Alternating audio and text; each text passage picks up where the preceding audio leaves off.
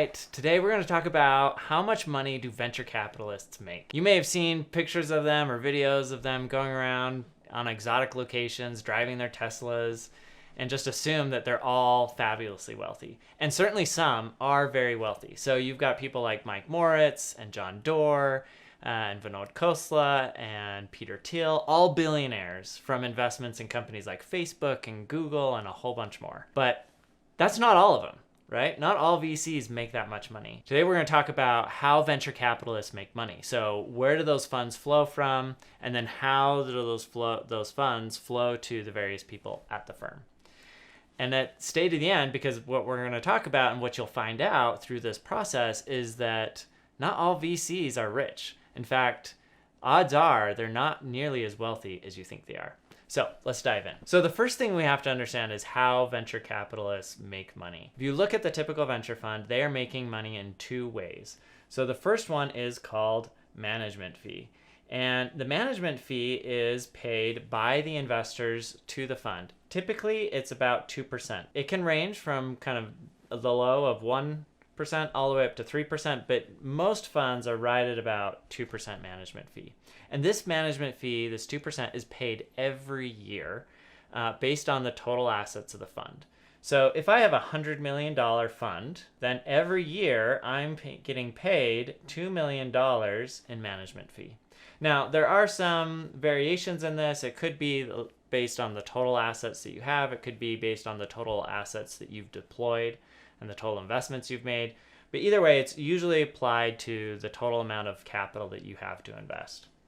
So that's management fee. The other way that VCs get compensated is through carry. Now, carry is a performance fee, and this is based on the performance of the fund. So let's say I have that same $100 million fund, and I'm charging 20% carry, which is the industry standard. Again, this can fluctuate between 10 and 30%, but most funds are about 20%. If I have a $100 million fund and I invest that capital and I do really well and I turn it into $300 million of total value, right? So I invest that $100 million into lots of different companies. Those companies do well and they end up sending back $300 million. Well, the first thing I do is I'm going to pay off that $100 million that I had taken from my investors to invest. That leaves me with a profit of $200 million. And this $200 million is then split 80-20. So 20% goes to the VCs. So that's $40 million. And the remaining $160 million goes to my LPs, my investors in the fund. So on a typical fund, this VC, let's say they make 2% over the life of the fund. So that's going to be $20 million over 10 years, because most funds are about 10 years. And then they're also going to get another $40 million of carry, so total comp of $60 million, assuming that they have a 3x fund. Now, if they do better than that, it could be a lot higher. If they do worse, it could be a lot lower. So it just depends on kind of fund size and performance. Okay, so this is the total comp that can be paid to the fund. Now we have to think about like who gets that money. Okay, so at a typical venture fund, you're going to have several different people. So you'll have the general partners or managing directors of the fund. And if you have a fund that's about 100 million, just to keep our example going, you'll probably have somewhere between 1 to 3 of those people. Then they'll have typically a VP and an associate or an analyst. They'll have support staff, so this could be a CFO. Although a $100 million fund is pretty small, so maybe they don't have a CFO, and then they'll have an executive assistant. And then they also have all the other operating expenses of the fund. So if your typical fund has, these individuals are probably making, associates and analysts are probably making about $100K per year. VPs are making somewhere between 100 to 200,000 per year.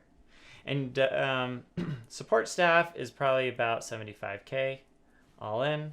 And then you have all of your operating expenses. So this is rent, travel, all of that other stuff that has to go into it.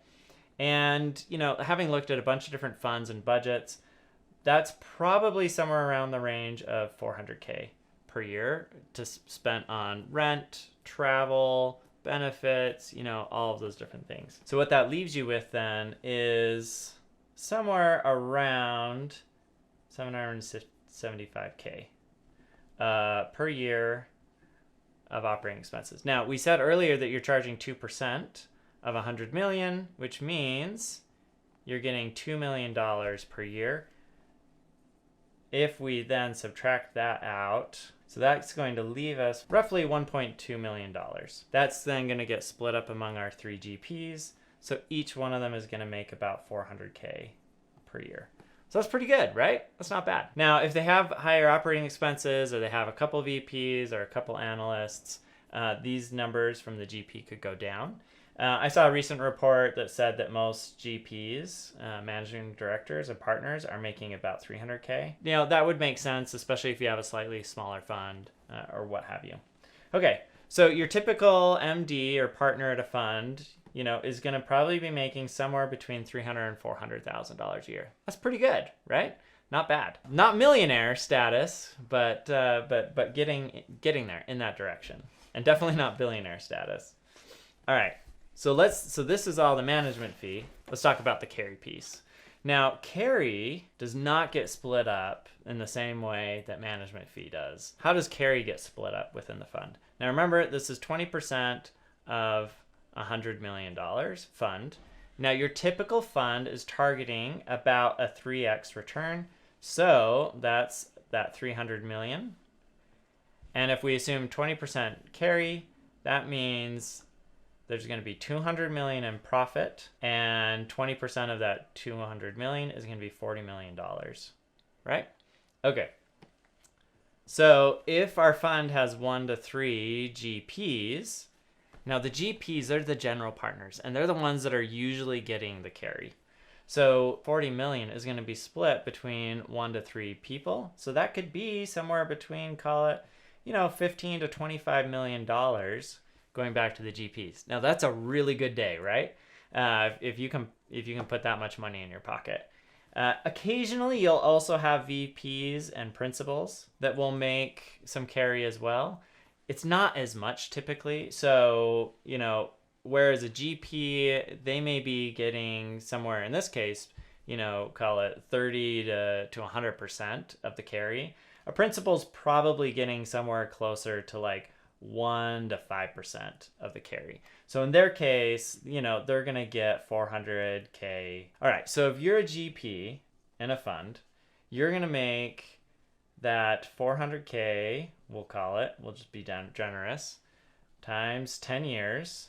So that's $4 million. And then you're also going to, if you have this successful fund, you're going to make, 1/3 of 40. So that's going to be an additional, call it 13 million. So total comp, $17 million.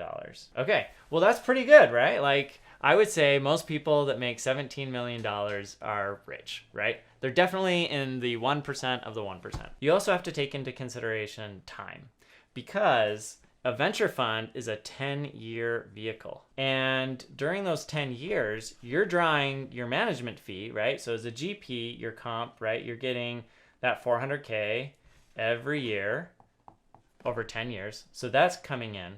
But that big slog of capital, that $13 million that we talked about, you don't get that typically until year 10 and sometimes even later.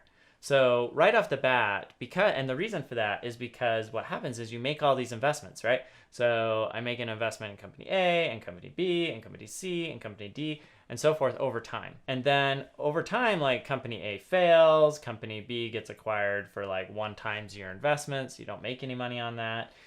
Company C maybe they generate like a 3x return and so on and so forth. And you're really hoping for like one of those companies to go really big and end up returning your whole fund and maybe then some. But those companies, they often take longer than 10 years to exit.